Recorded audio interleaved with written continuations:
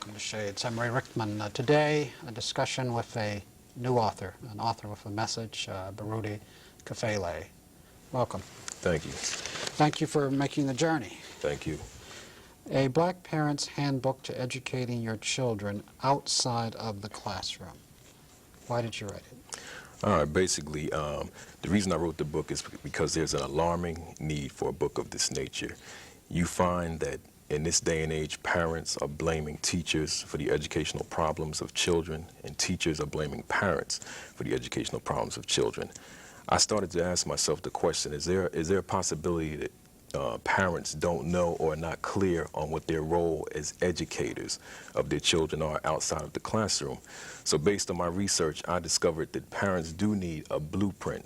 So what I set out to do was to provide a blueprint for parents to follow in becoming educators of their children outside of the classroom. Well, there's no one who teaches parents how to be parents in this society. Right.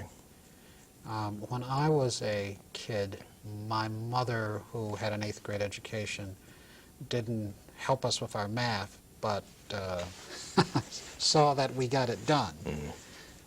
Is that going on as forcefully as it was 30 years ago?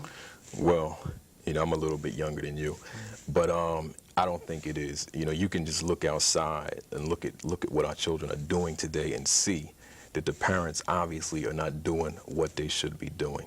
So therefore, again, that's why I felt that there's such a need for literature of this nature.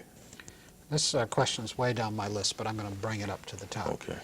Are there a number of parents who would be incapable, first, of reading your book, and then secondly, even if they were able to get through it, may not have the self-confidence to help the child? I don't personally feel that way. Of course, there are people that are illiterate. However, the book is written very simplistically. It's short for deliberate reasons. The reason the book is short is because I wanted people to read the book. I didn't want it to appear overwhelming. 83 pages. Right. I didn't want it to appear overwhelming. And even the print size is slightly larger.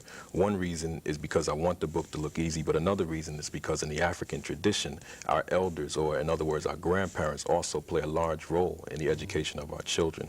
So I feel that parents, if they just sit down and read the book, there's a lot that they can gain from it. And it's not just strictly education in the strictest sense of the word, but it really goes beyond what we usually think of as education.